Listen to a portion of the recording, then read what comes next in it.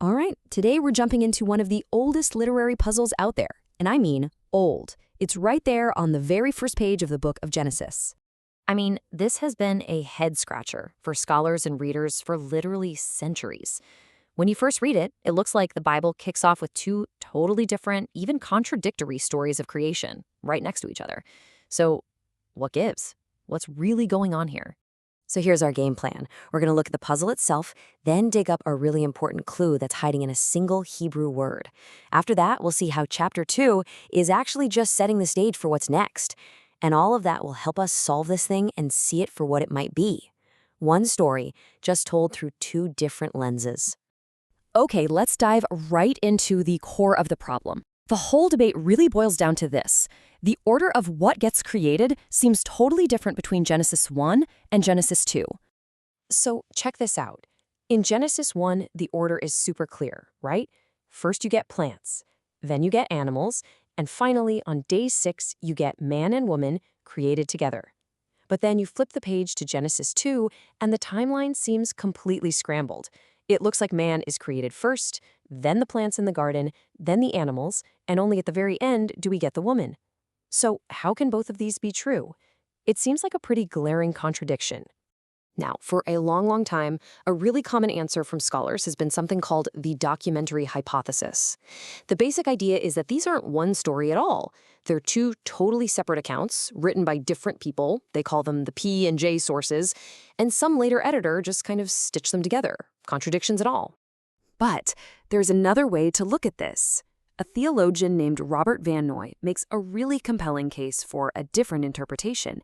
He argues that actually these two chapters were always meant to be read together as one single coherent story. And the first clue in his argument all comes down to the meaning and the job of one really important Hebrew word. Okay, so the word is toledoth. You find it right there in Genesis 2, verse 4. It comes from a root word that means to bear or to give birth to.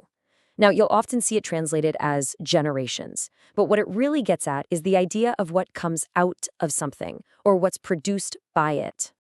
And what's super interesting is how this word is used all throughout the book of Genesis.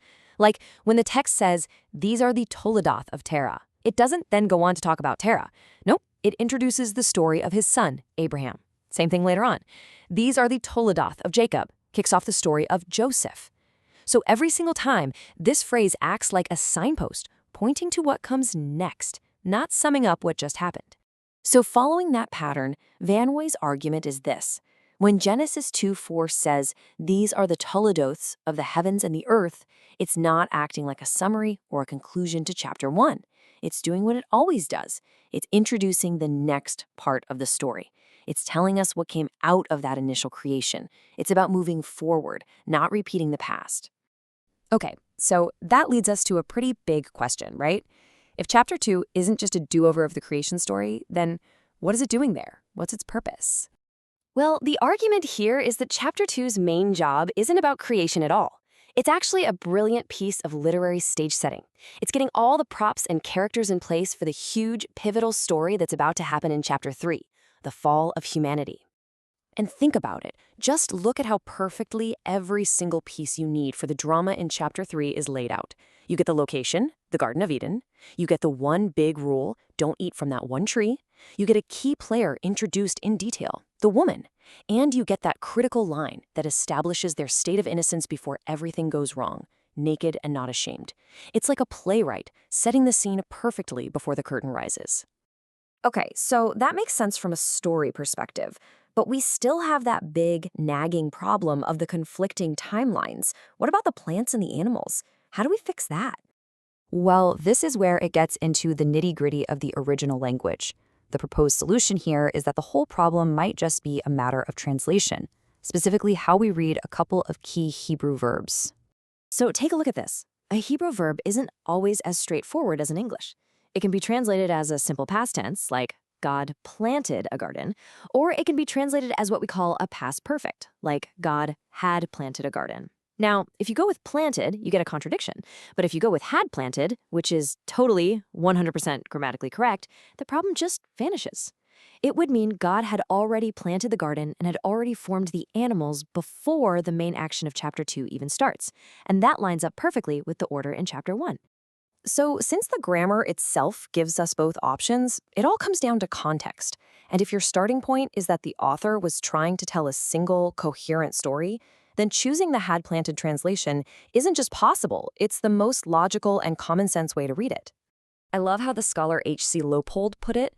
He basically said it's just really, really unlikely that whoever wrote or compiled this would have been such a dunce as to slap two obviously contradictory stories right next to each other and just leave it at that.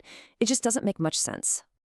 So this all brings us to a really crucial point. Maybe the problem isn't the text, but the question we've been asking. Maybe it's not which story is right, but how do these two perspectives fit together?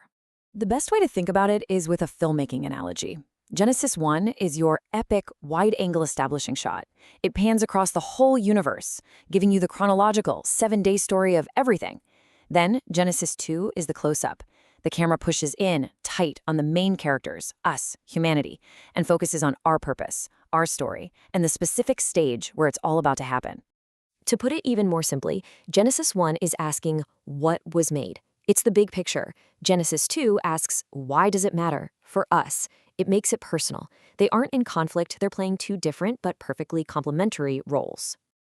And that leaves us with one last big thought to chew on. If we stop seeing these chapters as a contradiction and instead see them as a cosmic overview followed by a deeply personal prologue to the human drama, well, how does that change the way we read the entire story that follows?